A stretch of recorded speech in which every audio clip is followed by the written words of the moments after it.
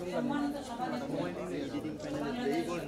জাতীয়তাবাদী মহিলা দলের প্রেসিডেন্ট বেগম আফরোজা আব্বাস, আজকের অনুষ্ঠানের প্রধান আকর্ষণ বিএনপির সংগ্রামী মহাসচিব জনাব ফখরুল ইসলাম আলমগীর আজকের অনুষ্ঠানে উপস্থিত আছেন, মহিলা দলের বিশিষ্ট নেতৃবৃন্দ এবং আমার সামনে উপস্থিত বর্তমানের এবং ভবিষ্যতে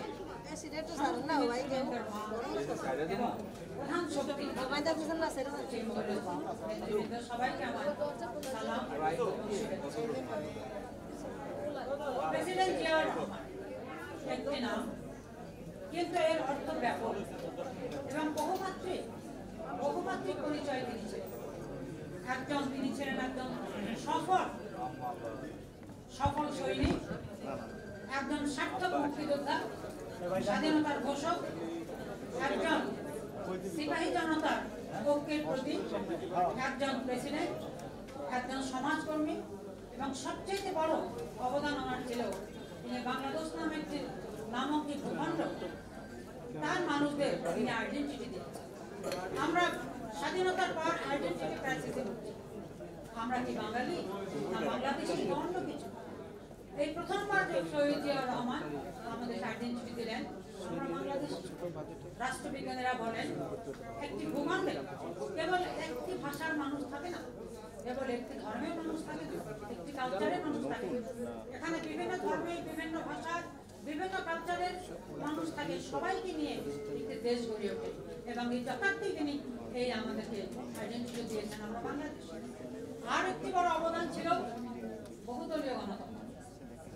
বিজ্ঞানের ভাষায় প্রত্যেকটি মানুষ আলাদা, তার ফিঙ্গারপ্রিন্ট আলাদা, তার চেহারা আলাদা, তার কণ্ঠস্বর আলাদা।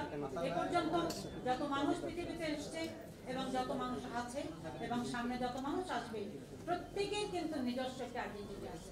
আমাদের ফিঙ্গারপ্রিন্ট সেটা পরিচয় এর প্রত্যেকেরই চিন্তা ভাবনা আছে। অতএব গণতন্ত্র যদি স্থাপন করতে হয়, প্রত্যেকটি মানুষের ভিন্নতা আছে, ভিন্নতা সত্ত্বেও সমন্বিতভাবে সবার চিন্তা ভাবনাকে এক করে দেশ শাসন করতে হবে। সেটাই বহুদলীয় গণতন্ত্র। রাষ্ট্রপতি জিয়াউর রহমান বহুদলীয় গণতন্ত্র। আমি এবার কিছু বলবো আমাদের নারী সমাজের জন্য রাষ্ট্রপতি জিয়াউর রহমান কি ক্ষমতা আসার পর আমাদের নারীদের সংবিধান 26, 27, 28, 29 পরিষ্কারভাবে নারীদের অর্থনৈতিক, সামাজিক এবং রাজনৈতিক অধিকার বলা আছে। তা থাকা সত্ত্বেও আমাদের নারীরা এই 75 সালের আগ পর্যন্ত, 76 সাল পর্যন্ত কোনো সুবিধা ভোগ করে। রাষ্ট্রপতি জিয়াউর রহমান এসে উনি সর্বপ্রথম আমাদের নারী সমাজকে উন্নয়নের মূল স্রোতধারার সঙ্গে সম্পৃক্ত করার জন্য সর্বপ্রথম মহিলা বিষয়ক মন্ত্রণালয় স্থাপন করেন।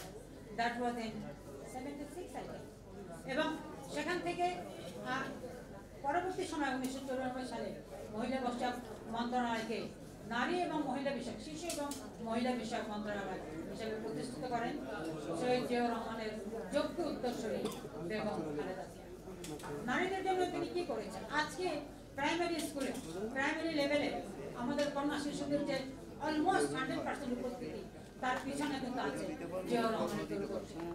আজকে পুলিশ বাহিনীতে আপনারা দেখেন আমাদের নারীরা সদম্ভ বিচরণ করে আদালতে, এখানে সেখানে। এটারও তারা প্রত্যয় করেছিলেন শহীদ জিয়াউর রহমান। এবং মহিলাদের জন্য জাতীয় মহিলা সংস্থা তৈরি করেছেন এবং আমার সৌভাগ্য হয়েছিল জাতীয় মহিলা সংস্থার ভাইস প্রেসিডেন্ট হিসাবে 5 বছর কাজ করা। সেখানে প্রচুর মহিলাকে আত্মনির্ভরশীল প্রকল্প দেওয়া হয়েছিল এবং কোটি কোটি টাকা গ্রামীণ মহিলার উন্নয়নের জন্য দেওয়া হয়েছিল। এবং এটি সম্ভব হয়েছিল জিয়াউর রহমানের দূরদর্শিতা।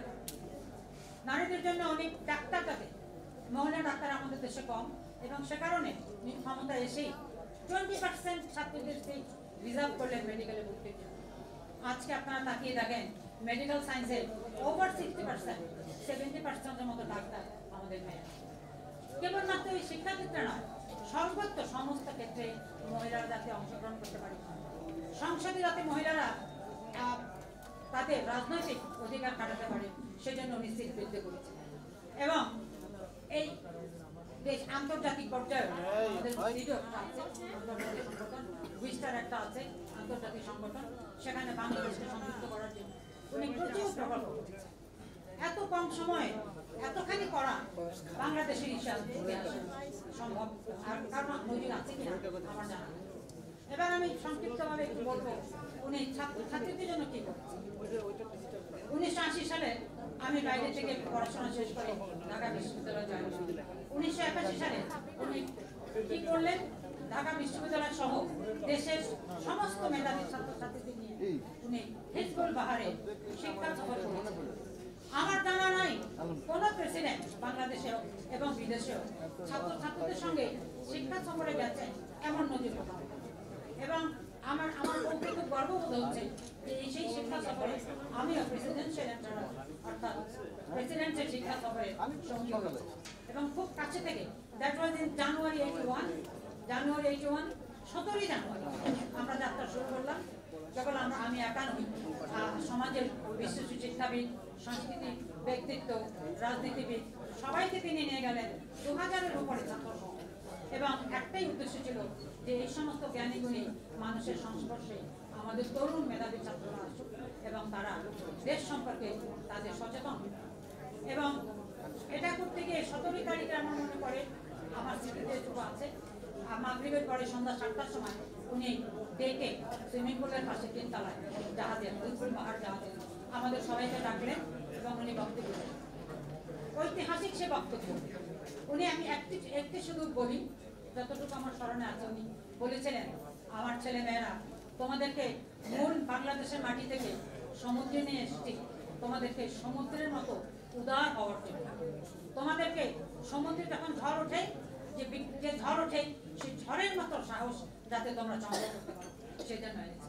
আমরা 3 দিন ছিলাম হিজবুল বাহারে এবং সেখানে 17, 18, 19 প্রতিদিন সন্ধ্যার পরে উনি ছাত্রদের সঙ্গে বসতেন এবং তরুণ প্রজন্মকে কিভাবে দেশপ্রেমে উদ্বুদ্ধ করতে হবে উনি সেটা দেখিয়ে গেছেন। এই ছিলেন জিয়াউর।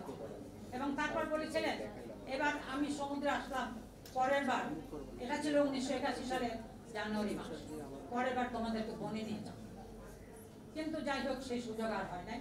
আমরা একজন প্রেসিডেন্টকে শুধু হারাইনি, আমরা একজন ছাত্র সভাকে হারিয়েছি, আমরা একজন তরুণ মেধাবী প্রজন্মের দেশপ্রেমে দীক্ষা দিতে পারে এমন একজন মানুষকে হারাইছি। যাই হোক, আজকে বাংলাদেশের প্রেক্ষাপটে যে অবস্থা দাঁড়িয়েছে, যে সংকটপূর্ণ সংকট বাংলাদেশে এসেছে, এইখানে জিয়াউর রহমান যে কথা তৈরি করেছিলেন সেগুলো পুনরায় উপলব্ধি করার সময় এসেছে।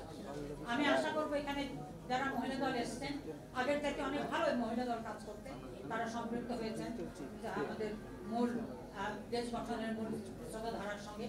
আমরা জিয়াউর রহমান সেই 19 দফা, একটা কথা বলতে ভুলে গেছি, 19 দফার 11 দফা ছিল নারী উন্নয়নের জন্য।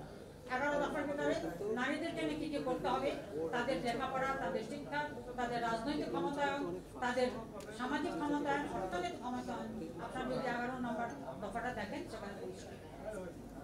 তো এখন আমাদের সময় এসছে জিয়াউর রহমানের সেই 19 দফা এবং পরবর্তী সময়ে 19 দফাকে একটু মডিফাই করে আমাদের নেত্রী বেগম খালেদা জিয়া যে দফাগুলো দিয়েছেন এবং পরবর্তী সময়ে আমাদের তরুণ নেতা তারেক রহমান যে দফাগুলো দিয়েছেন সেগুলো বাস্তবায়নের সময় এসেছে।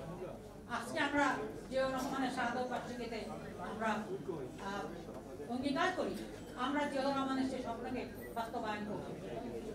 একজন জিয়াউর রহমান এত বেশিভাবে পরিচিত ছিলেন যে তার মৃত্যু হয় না, স্বপ্নের মৃত্যু হয় না, মানুষ চলে যায়, স্বপ্নের মৃত্যু হয় না। জিয়াউর রহমান বেঁচে থাকবেন বাংলাদেশের 18 কোটি মানুষের মনে, সেটা আমরা প্রমাণ পেয়েছি বিগত বছরে।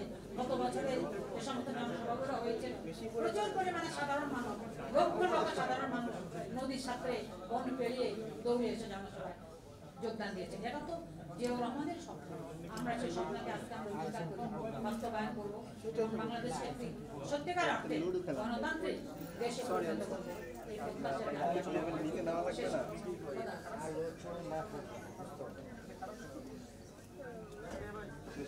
ধন্যবাদ শাহেদা রফিককে, উনি এত সুন্দর করে বলেছেন যে অনেক সুন্দর